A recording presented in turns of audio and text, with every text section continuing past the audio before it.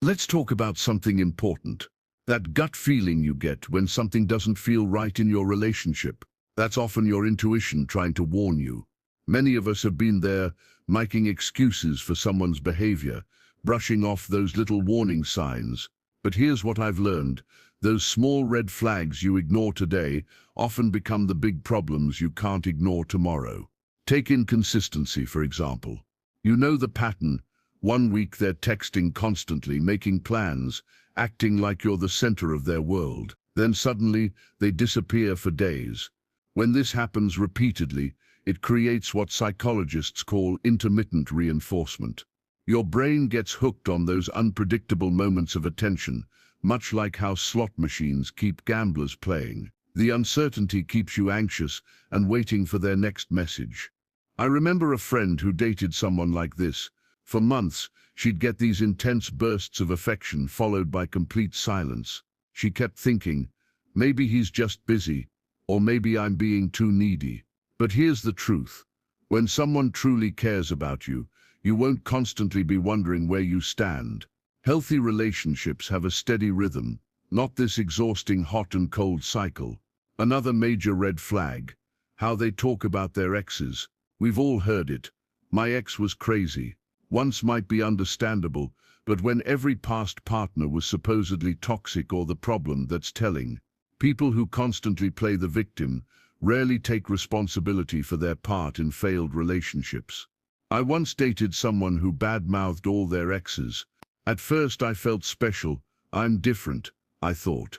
But later I realized, if they talk this way about others, they'll likely talk this way about me too. And sure enough, after we broke up, I became another crazy ex in their stories. Then there's how they treat service workers, waiters, cashiers, customer service reps. This reveals so much about someone's true character. Someone might be charming to you but rude to the barista. That's not just bad manners. It shows they only treat people well when they want something. I'll never forget watching a date snap their fingers at a waiter. That moment told me more about them than any conversation could. Because here's what happens. How someone treats strangers is how they'll eventually treat you when the honeymoon phase wears off. Little lies are another warning sign that often gets overlooked. White lies about small things might seem harmless, but they create cracks in trust. When someone lies easily about little things, they're more likely to lie about big things too. I had a client whose partner would lie about the silliest things, what they ate for lunch, which route they took home. At first she laughed it off, but over time those small lies became bigger ones, until she couldn't believe anything they said. That's how trust gets eroded. Not all at once, but little by little. Now let's talk about how they react to your successes. A good partner celebrates your wins, but some people feel threatened by their partner's achievements. Maybe they downplay your promotion with a must-be-nice comment. Or worse, they sabotage you by picking fights right before important events. I've seen this play out so many times. Someone gets a great job offer, and suddenly their partner becomes distant or critical. That's not love, that's insecurity masquerading as concern. Healthy relationships thrive when both people support each other's growth. Control is another red flag that often starts small. Maybe they comment on what you wear. Then it's questioning who you're seeing. Gradually it becomes checking your phone or controlling your finances. What begins as "I just care about you" can turn into full-blown isolation from friends and family. The phone secrecy issue is particularly common these days. While everyone deserves privacy, extreme secrecy is different. Taking their phone to the bathroom, getting angry if you touch it, having multiple messaging apps. These behaviors often indicate they're hiding something. Substance abuse is another tough one. While addiction is a disease, it's important to recognize when it's damaging the relationship. The broken promises, emotional unavailability, financial strain, these take a heavy toll. And here's the hard truth. You can't love someone into sobriety. They have to want it for themselves. Lack of ambition can be just as damaging long-term. Dating someone with no goals might seem fine at first, but over time the imbalance creates resentment. Relationships work best when both people are growing together, not when one person is carrying all the weight. Constant criticism is particularly insidious. There's a big difference between constructive feedback and character attacks. "I felt hurt when you cancelled plans" is healthy communication. "You're so selfish and unreliable" is destructive criticism that chips away at your self-worth over time. Now let's talk about those more subtle red flags that are easy to miss. Future faking, for example.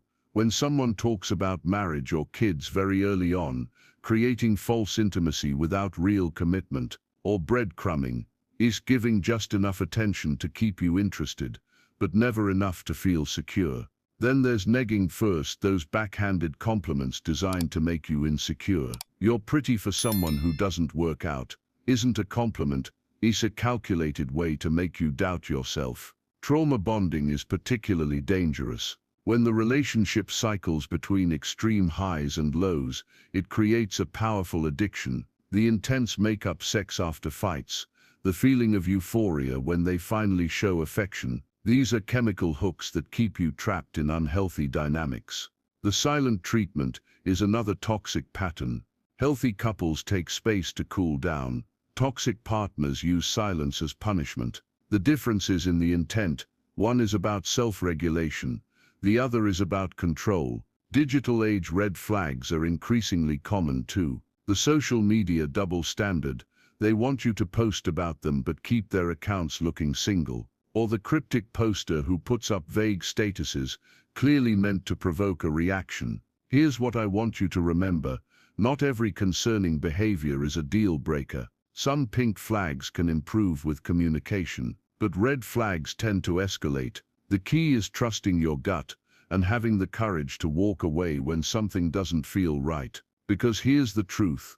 Healthy love shouldn't leave you constantly anxious, exhausted, or doubting yourself. You deserve a relationship that feels like coming home, not like walking through a minefield. The most important relationship you'll ever have is the one with yourself. Protect that first, and you'll naturally attract healthier partners. It's not about perfection. It's about recognizing when something is fundamentally unhealthy versus when it's just normal relationship challenges. You have the right to set standards. You have the right to walk away. You have the right to peace. Trust yourself. You know more than you think you do. That little voice inside, it's usually right.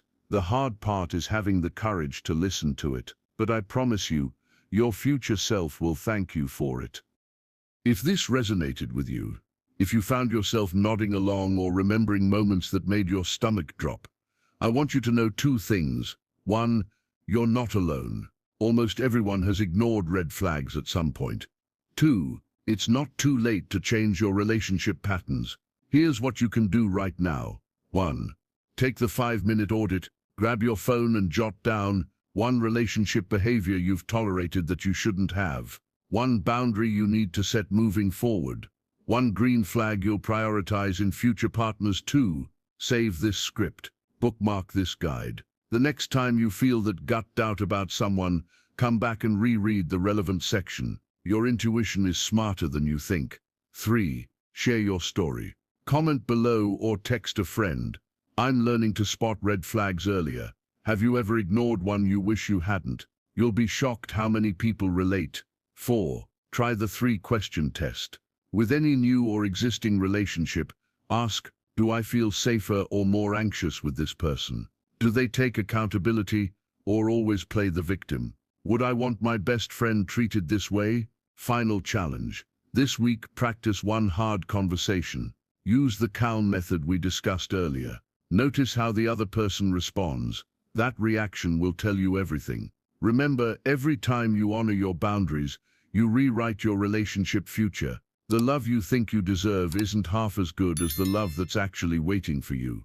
Want more? Tap follow for part 2.